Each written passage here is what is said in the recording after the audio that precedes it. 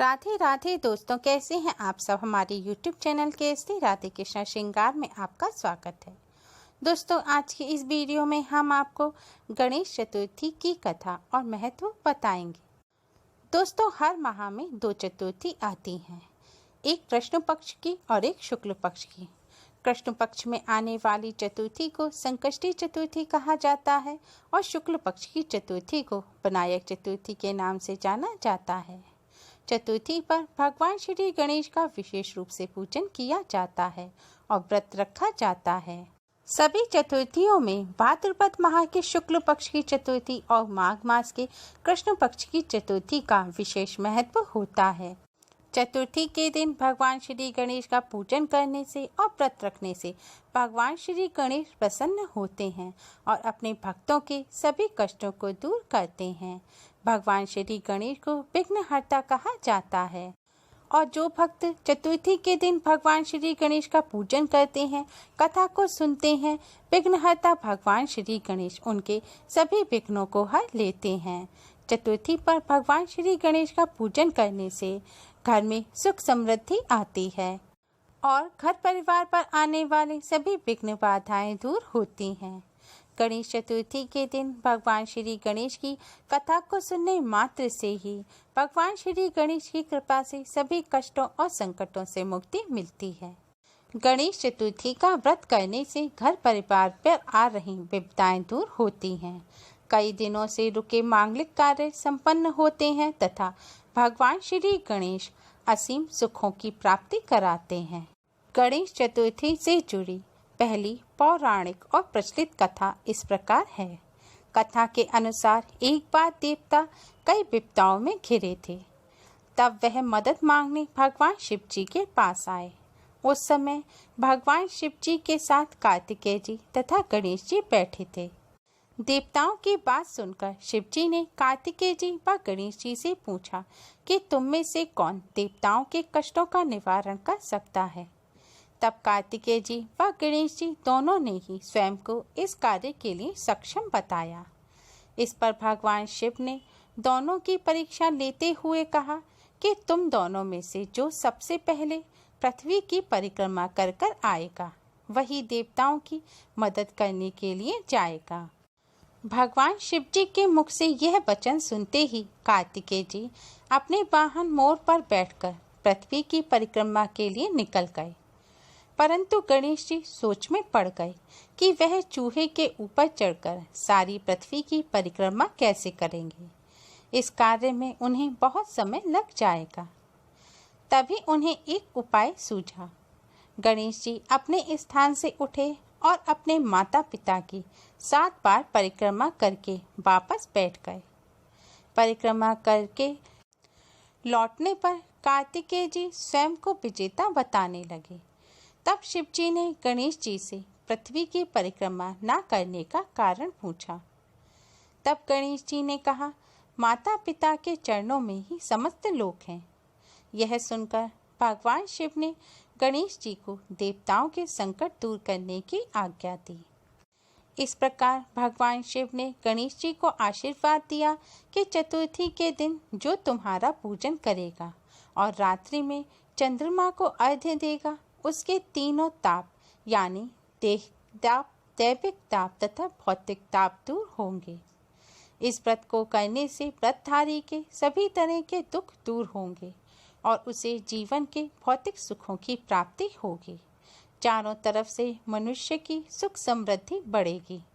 पुत्र पौत्रादि धन ऐश्वर्य की कमी नहीं रहेगी। गणेश चतुर्थी की प्रथम कथा समाप्त हुई। अब हम आपको गणेश चतुर्थी की दूसरी बहुत ही प्रचलित और पौराणिक कथा सुनाएंगे। एक बार महादेव जी पार्वती जी के सहित नर्मदा नदी के तट पर गए। वहां एक सुंदर स्थान पर पार्वती जी ने महादेव जी के साथ चौपड़ खेलने की इच्छा व्यक्त की। तब शिव जी ने कहा, हमारी हार जीत का साक्षी कौन होगा।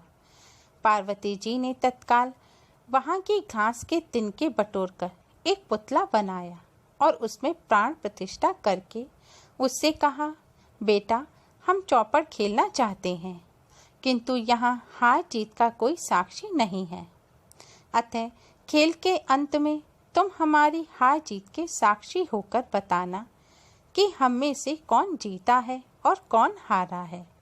खेल आरंभ हुआ। देवयोग से तीनों बार पार्वती जी ही जीती। जब अंत में बालक से हार जीत का निर्णय कराया गया तो उसने महादेव जी को विजयी बताया। परिणामतः पार्वती जी ने क्रुद्ध होकर उसे एक पांव से लंगड़ा होने का और वहां के कीचड़ में पड़ा रहकर दुख भोगने का श्राप दे दिया। बालक ने विनम्रता पूर्वक कहा, माँ मुझसे अज्ञानवश ऐसा हो गया है। मैंने किसी कुटिलता या द्वेष के कारण ऐसा नहीं किया।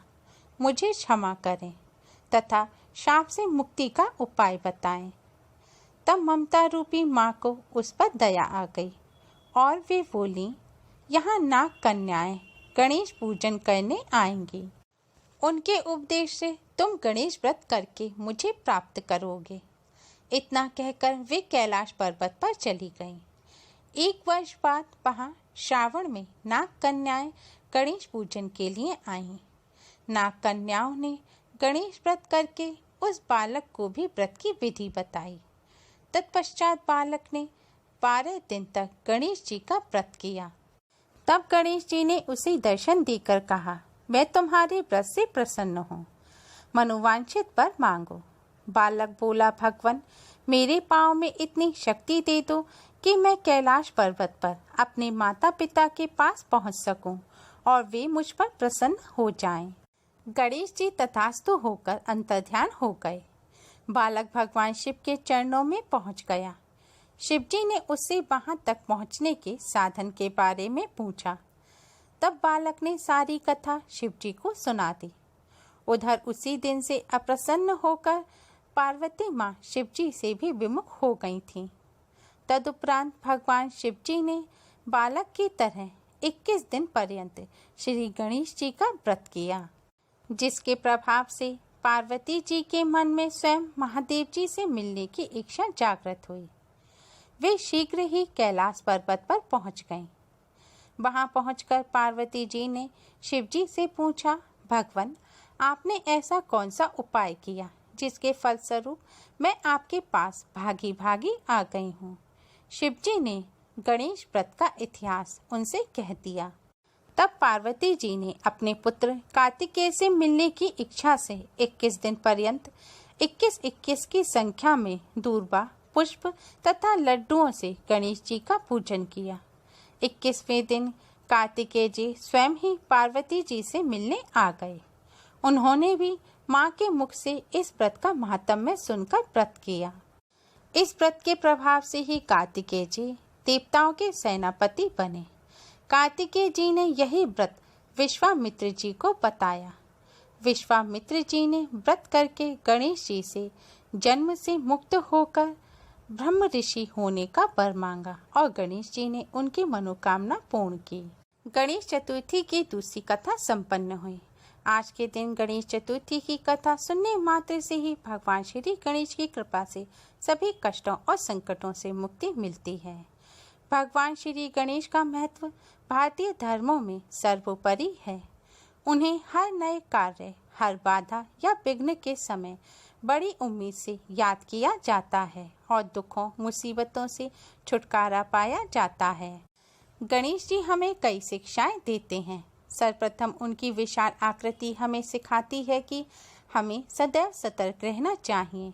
वह हर परिस्थिति, कठिनाइयों का सामना करने के लिए तैयार रहना चाहिए और नई नई बातों को जिज्ञासावश सीखना समझना चाहिए। गणेश जी की छोटी छोटी आंखें हमें एकाग्रता एवं अपने लक्ष्य की ओर ध्यान देने की सीख देती हैं। गणेश जी के बड़े बड़े कान हमें यह शिक्षा देती हैं कि हमें दूसरों की बातों को सुनना चाहिए।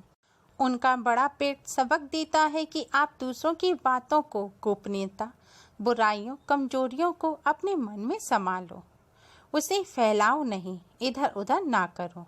गणेश जी का छोटा मुख सिखाता है कि कम बोलो, धीरे बोलो, मीठा बोलो।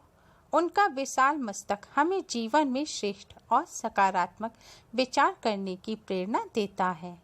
गणेश जी का वाहन मूषक चूहा, जिसे उन्होंने नियंत्रित करके रखा है, हमें सबक देता है कि जीवन में से चंचलता, दूसरों की बुराई, छिंद्रान्वेषण की प्रवृत्ति को खत्म करें।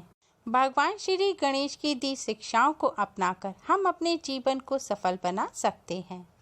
उम्मीद है आपको हमारी ये वीडियो पसंद आई होगी।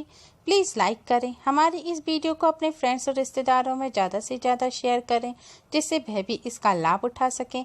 और हमारी और भी वीडियोस के लिए हमारे चैनल को सब्सक्राइब करना ना भूलें। Thanks for watching. Radhe Radhe.